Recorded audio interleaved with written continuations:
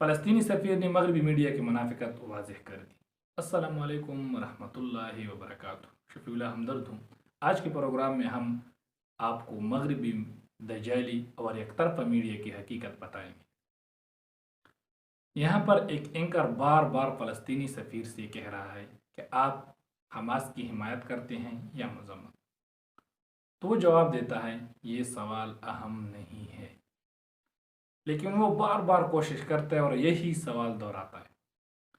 تو جواب میں فلسطینی سفیر کہتا ہے کہ میں یہاں فلسطین کے عوام کو ریپریزنٹ کر رہا ہوں، کسی ایک گروپ یا پارٹی کو نہیں۔ پھر کہتا ہے کہ جب یہ سب کچھ اسرائیل کر رہا تھا تو اس وقت آپ نے ان سے یہ سوال کیوں نہیں کیا؟ تو آئیے فلسطینی سفیر کی ویڈیو دیکھتے ہیں۔ In the last 48 hours, though, do you support what Hamas launched on Saturday morning? Well, this is not the right question, Louis. Really, the right question. It's an important question. No, it is not an important question because whether you support their action or not is an important question. No. It is not an important question. Hamas is a group, is a militant group.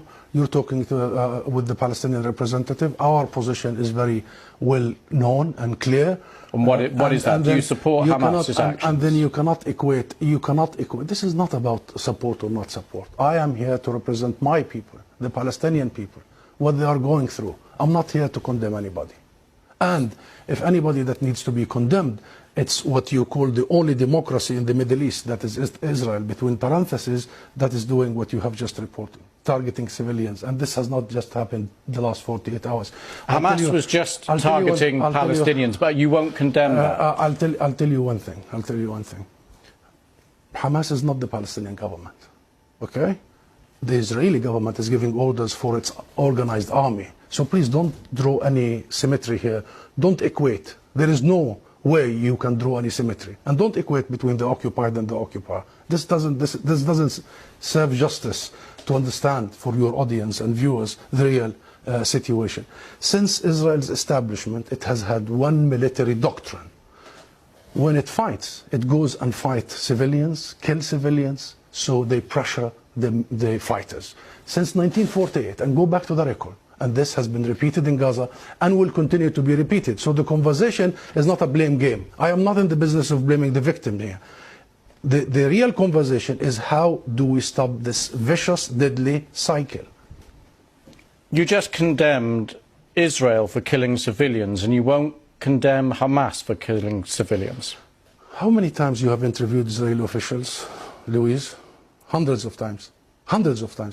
How many times Israel have committed war crimes right live on your own cameras? Do you start by asking them to condemn themselves?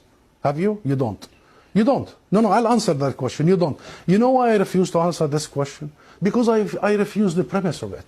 Because at the very heart of it is misrepresentation of the whole thing. Because it's the Palestinians that are always expected to condemn themselves. I mean, come on, this is a political conflict. We have been denied our rights for a long time. So this is the wrong starting point. The right starting point is to focus on the root causes, is to try and get out of this extreme dark tunnel, as opposed to this business by BBC and the mainstream media for 75 years. You bring us here whenever there are Israelis who are killed. Did you bring me here when many Palestinians in the West Bank, more than 200 over the last few months? Do you invite me when there is such Israeli provocations in Jerusalem and elsewhere? Because what Israelis have seen, which we started by saying tragic, the last 48 hours, the Palestinians see every day for the last 50 years. You know the situation in Gaza, you've just described it. This is the biggest open-air prison. Those people, 2 million, have been taken hostage by Israel for the last 16 years.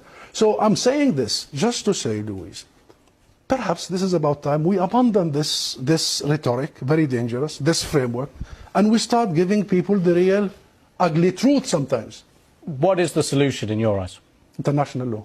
That's it. What does that mean? The equal application of international resolutions and law and legitimacy, as you did in Ukraine. Would you bring the Ukrainian ambassador here and start asking him to condemn some of his fighters?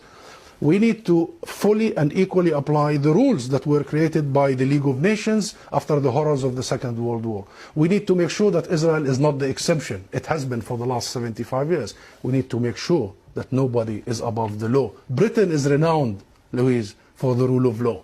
I think that's the solution. Israel is an occupying force. It is responsible to provide protection for the people under its occupation. And should they commit crimes and crimes against humanity in the coming hours and weeks, it must